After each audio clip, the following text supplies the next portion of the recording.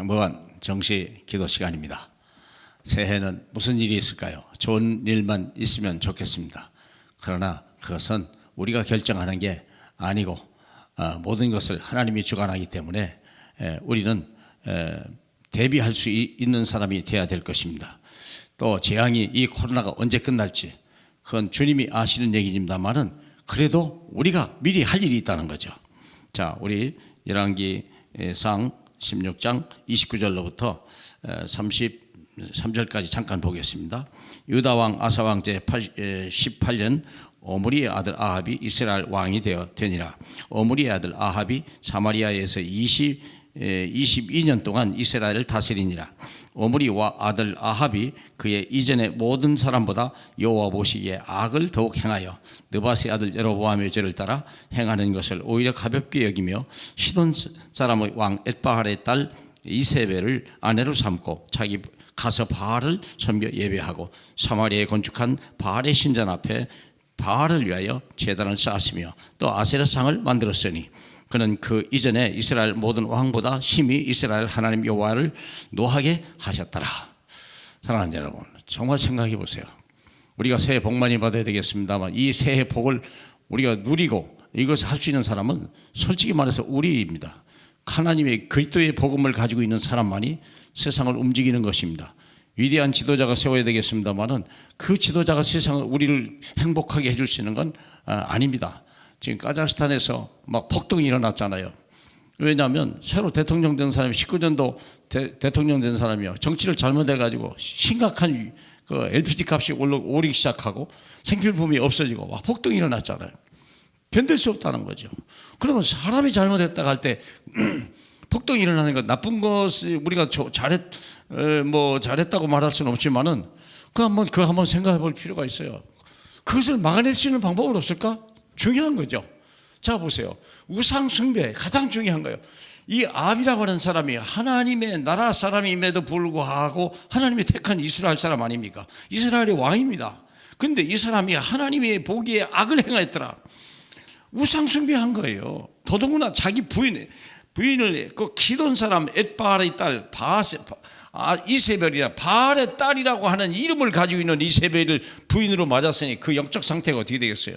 모든 우리의 세상 일은요, 우리 영적 상태에서 결정된다는 걸 아셔야 돼요. 우상 숭배를 하면요, 재앙시대가 와요. 재앙시대가. 우리 17장 1절에 보면 길르앗에 우거하는 중에 디셉 사람 엘리야가 아합에게 말하되 내가 섬기는 이스라엘 하나님 여호와께서 살아계심을 두고 맹세하노니 내 말이 없으면 수년 동안 비도 이슬도 있지 아니하라. 3년 동안이나 재앙이 왔다니까요. 사랑하는 여러분, 한번 생각해 보세요. 여러분, 기후변화 이런 것도 심각하잖아요. 여러 가지 있어요. 막 전쟁이 일어나고 지진이 다 일어나고 이걸 누가 결정합니까? 우연입니까? 아닙니다. 사랑하는 여러분, 세상을 만드신 분도 하나님이고 역사의 주인공도 하나님이십니다. 우리가 하나님을 떠나면요, 재앙이 오게 되는 거예요. 그렇죠? 우리가 하나님을 가까이 하면 복이 오게 되는 거예요. 이게 단순한 진리입니다. 그래서 이제 어떤 이 엘리야라가, 우리가 새해를 맞이할 때 엘리야라고 하는 사람이 어떻게 했냐? 영적 전쟁을 벌인 거예요. 갈멜산에서 아세라 바알 선지자 850대 1로 1대 850이지만 하나님이 함께 계시니까 이 영적 전쟁에 이길 수 있다는 확신을 가진 거예요. 사랑하는 여러분, 지금 교회가 어렵고 교인들이 다 이렇게 무너져가는 거 아닙니까? 사단이 보면요, 일단 이상하게 교회만 집중적으로 공격하는 거 그거 느끼지 않습니까? 그러면 우리가 거기서 원망 불평할 일이 아니고 우리가 뭘 회복해야 됩니까? 예배를 회복해야 됩니다. 기도를 회복해야 됩니다. 전도를 회복해야 됩니다. 그래서 하나님의 능력을 나타내고요, 영적 싸움을 싸워야 돼요. 그래야 세상을 이기는 거예요. 지도자에 달린 게 아니라니까요. 아합은 잘 하고 싶죠. 근데 흉년이 왜 왔습니까? 생각해 보세요. 지도자가 아합 왕이 흉년을 이겨낼 수 있습니까? 엘리야를 이겨낼 수 있습니까? 불가능한 얘기예요. 그렇잖아요. 핑계대고 있잖아요. 너 때문에 우리가 망했다고. 자기 때문에 망하는 건 모르고 엘리야 때문에 망했다고 그러잖아요.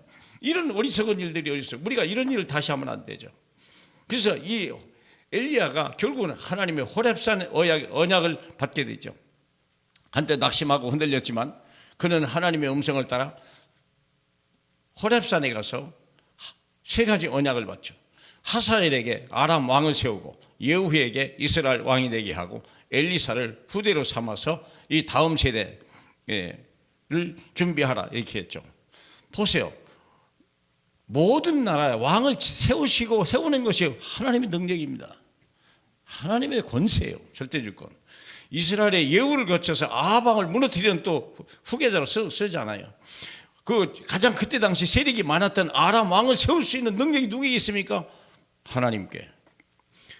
그리고 엘리사를 세움으로 인하여 우리 후대에 다시는 무너지지 않는 아람을 제압할 수 있는 도단성 운동을 할 수 있는 후계자를 만들어내는 게 하나님의 예언입니다. 특별히 7,000명을 세우는 거예요. 7,000명의 제자를 세워야 돼요. 감추도 있다 그랬어요. 사랑하는 여러분, 새해는 전도해야 됩니다. 전도하지 않으면 그 영혼도 멸망하는 거예요. 그 나라도 멸망하는 거예요. 한 가문도 멸망하는 거예요.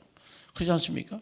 그래서 우리가 오직 전도, 멸망하는 사람을 우리가 건져내야 돼요. 에스겔 37장에 보니까 마른 뼈 같은 사람에게 하나님의 말씀을 대언하니까요 살아났다고 그랬어요. 사랑하는 여러분, 살리는 또 우리가 영적 싸움에 이기는 새해가 되길 주님의 이름으로 축복합니다. 하나님 감사합니다. 한국의 역사를, 우리의 미래를 정말 다른 사람이 어떤 훌륭한 지도자가 아니라, 하나님 강력한 힘이 아니라 정말 오직 하나님의 능력만이 우리를 살릴 수 있고 이 백성을 살리고 우리 후대에게 아름다운 땅을 물려줄 수 있고 전 세계를 살리는 하나님의 사역을 금년에도 멈추지 않고 달려가게 하옵소서. 살아계신 예수님 이름으로 기도합니다. 아멘.